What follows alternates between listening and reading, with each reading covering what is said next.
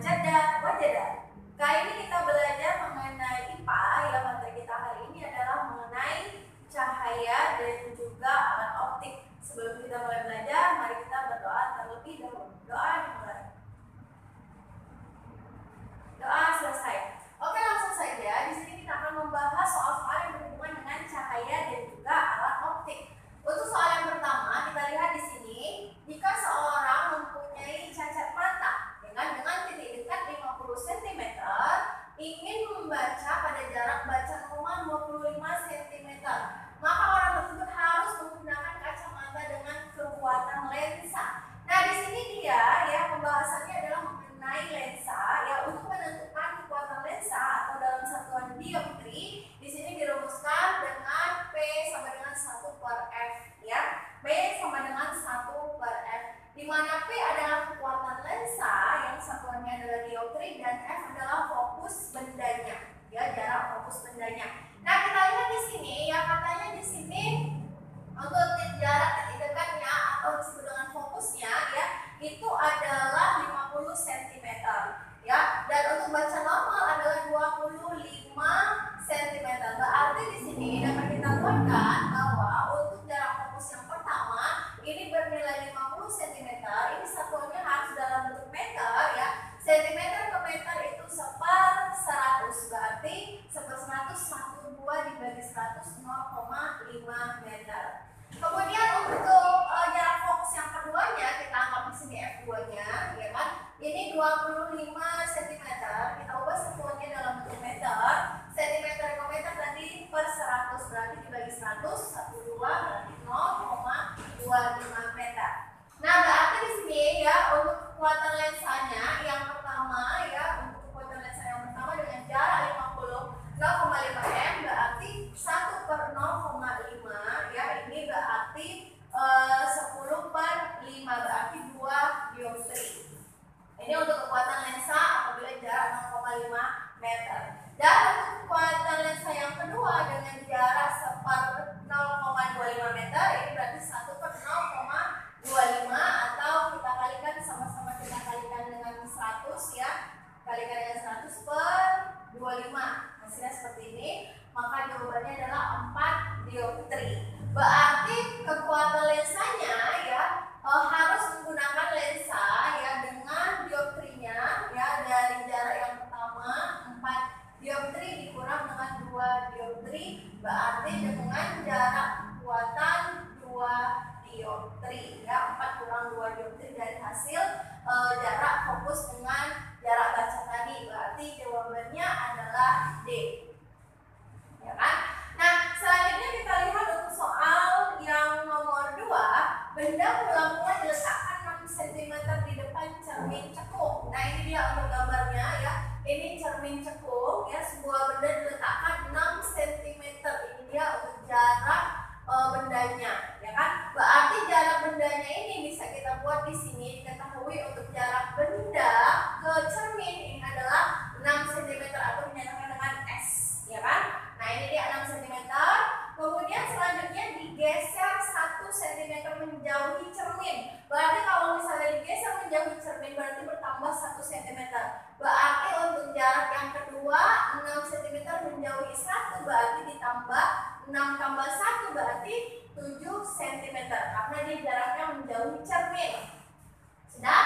Selanjutnya dari posisi semula, maka jarak bayangan dari cermin adalah, berarti yang ditanya di soal ini adalah jarak bayangan dari cermin setelah dipindahkan. Berarti kita buat di sini S2 aksen, inilah yang ditanya. Sudah? Nah, dari sini tadi dari posisi benda yang 6 cm di sini dilihat terlihat jarak bayangannya adalah terbalik, nyata terbalik dan diperbesar ya. Jadi dari gambar bisa kita lihat ini bayangannya ya, di mana jarak bayangan ke cermin ini adalah 12 cm. Berarti jarak bayangan S aksen yang pertama ini adalah 12 cm. Nah, dari sini bisa kita lihat ya, kita harus cari tahu dulu untuk fokus bendanya. Untuk fokus benda yang pertama ya, ini dirumuskan 1/F sama dengan 1/S ditambah 1/S aksen. Nah, ini dia untuk rumusannya. Nah, dari sini untuk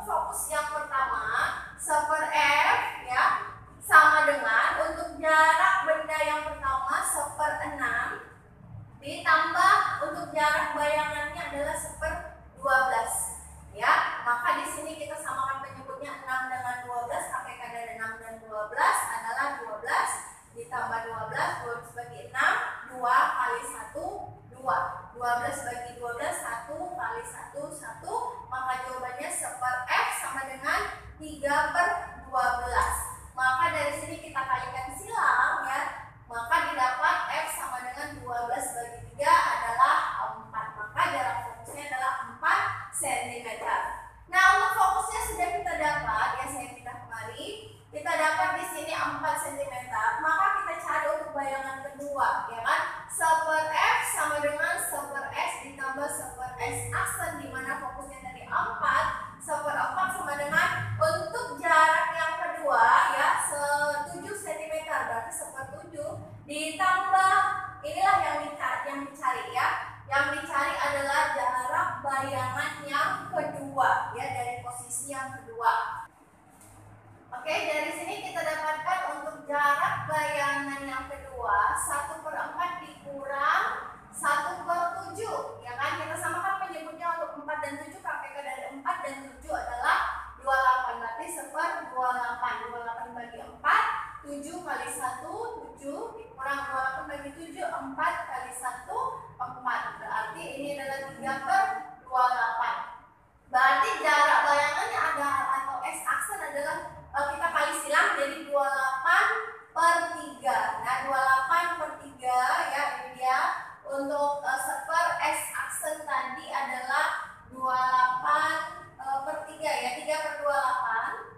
Sudah 3/28, berarti S aksennya kita kalikan silang jadi 28/3, itu hasilnya adalah 9,3 cm. Maka jawabannya adalah D. Oke, paham ya? Nah, selanjutnya kita lihat lagi untuk soal nomor 3. Di sini katanya pada lampu senter, bola lampu kecil diletakkan pada titik fokus cermin cekung, ya kan, cermin cekung. Hal ini dimaksud agar sinar yang terpantul. Nah, jadi pada cermin cekung ya, pada cermin cekung. Nah, untuk cermin cekung ya, sinarnya ini sifat cermin cekung ini dia mengumpulkan cahaya ya. Sifat cermin cekung adalah mengumpulkan cahaya atau disebut juga dengan konvergen. Ya, sementara sifat cermin cekung ya, sifat cermin cekung ini kebalikannya ya, dia akan menyebarkan cahaya.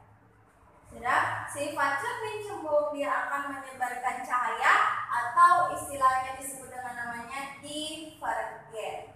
Maka dari sini jawabannya adalah karena dia bersifat mengumpulkan cahaya, berarti berkumpul di satu titik. Ya, sejajar di tempat yang jauh menyebar ke segala arah enggak, maka jawabannya ini berkumpul di satu titik. Itu untuk nomor 3.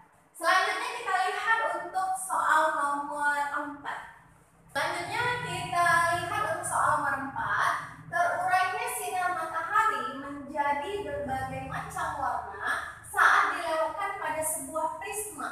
Karena, nah, jadi kita lihat di sini prinsipnya adalah mengenai pembiasan cahaya. Dan di sini mengenai pembiasan cahaya pada prisma. Nah, jadi di sini prisma menangkap sinar matahari, kemudian selanjutnya dibiaskan. Nah, di sini terjadi yang namanya dispersi cahaya. Apa itu dispersi cahaya? Yaitu penyebaran cahaya sehingga cahaya yang diteruskan ini nanti menghasilkan warna yang berbeda. Ya, seperti pada pelangi, ya kan? Jadi nanti menghasilkan warna yang berbeda. Kenapa dihasilkan warna yang berbeda? Ya, berbagai macamnya warna yang berbeda seperti warna pelangi, magic ungu, merah, kuning, jingga, biru, ungu. Nah, karena hal ini karena dia memiliki indeks bias, ya, indeks bias tiap macam cahaya itu tidak sama. Sudah? Nah, jadi di mana indeks bias ini dinyatakan dengan N, ya kan? Ini indeks bias pada cahaya merah itu lebih rendah, sementara indeks bias pada cahaya ungu lebih tinggi. Maka dia nanti urutannya magic, kuning, ungu, merah, kuning, jingga, biru, ungu. Di mana pada indeks bias ungu lebih tinggi. Berarti jawabannya adalah terletak pada indeks bias tiap macam cahaya itu tidak sama. Maka terjadilah dispersi cahaya pada prisma. Nah, kemudian kita lihat untuk soal nomor 5. Di bawah ini adalah pembiasan cahaya pada lensa cekung kecuali. Nah, kita lihat di sini pada lensa cekung, di sini sini ada dia 3 sinar istimewa. Ya, yang manakah itu sinar istimewa? Kita lihat ya. Untuk option yang pertama, sinar istimewa pada lensa cekung, apabila sinar datang sejajar sumbu utama, dia harusnya seolah-olah dipantulkan, ya, seolah-olah dipantulkan dari titik fokus. Nah, ini bukan seperti ini, harusnya dia yang ini.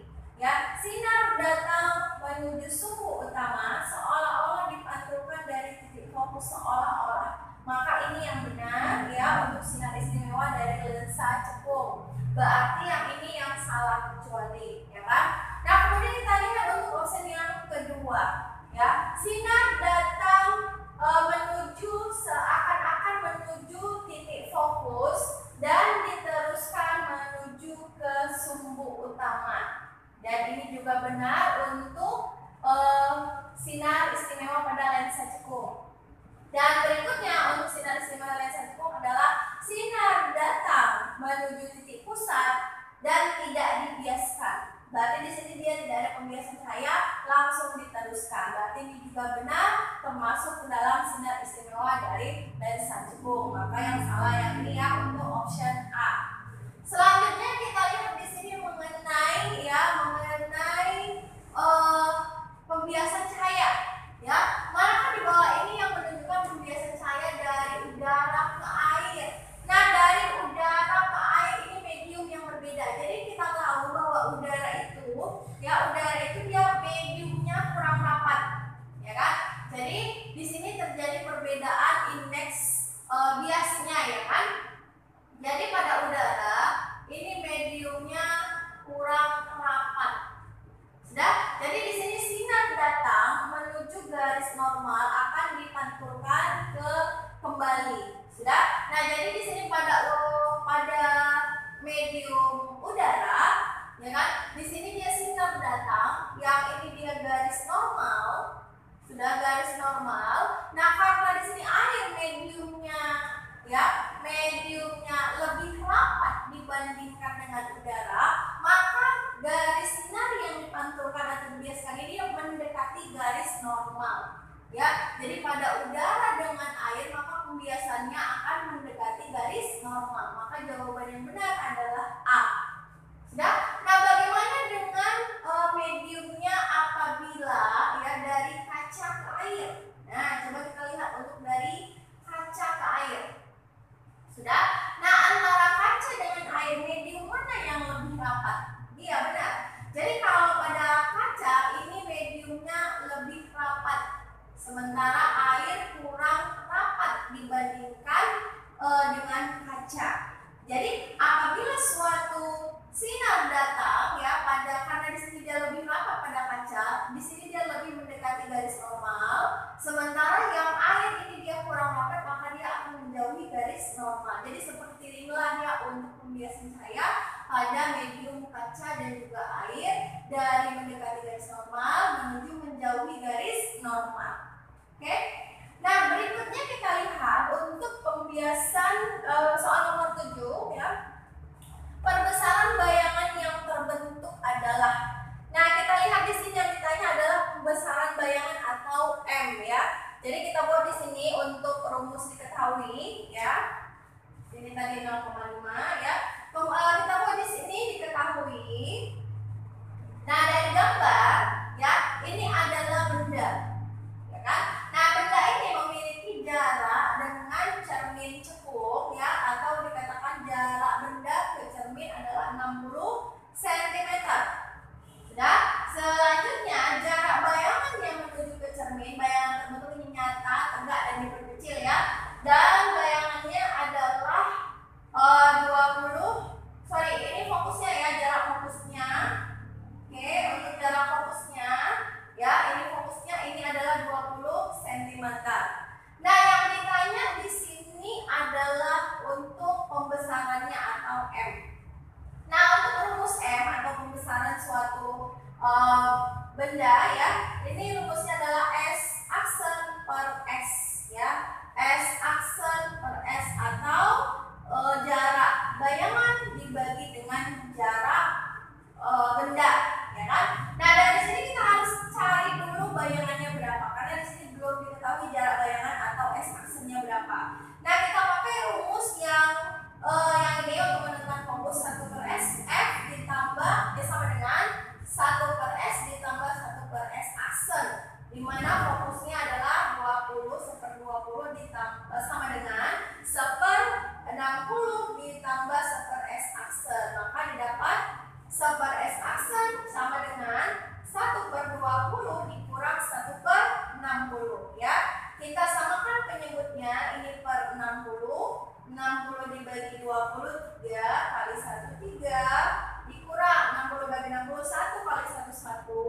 maka 1/S aksen sama dengan 2/60. Saya pindahkan kemarin yang ke atas.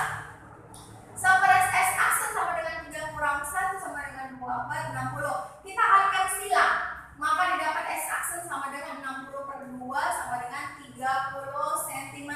Nah, ini sudah dapat untuk jarak bayangan atau S aksennya. Maka dari sini kita dapatkan untuk M-nya sama dengan S aksen per S. S aksennya tadi adalah 30, untuk jarak bendanya adalah 60/60. Oke, berarti untuk perbesarannya kita coret ini 3/6 berarti setengah atau 0,5 kali.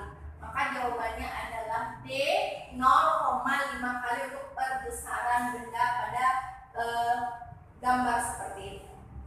Oke, nah demikianlah untuk materi kita pada hari ini. Apabila ada materi yang kurang kalian pahami, bisa kalian tanya di ruang diskusi kita. Tetap semangat, semangat belajar, master ilmi, manjada, wajadah. Assalamualaikum warahmatullahi wabarakatuh.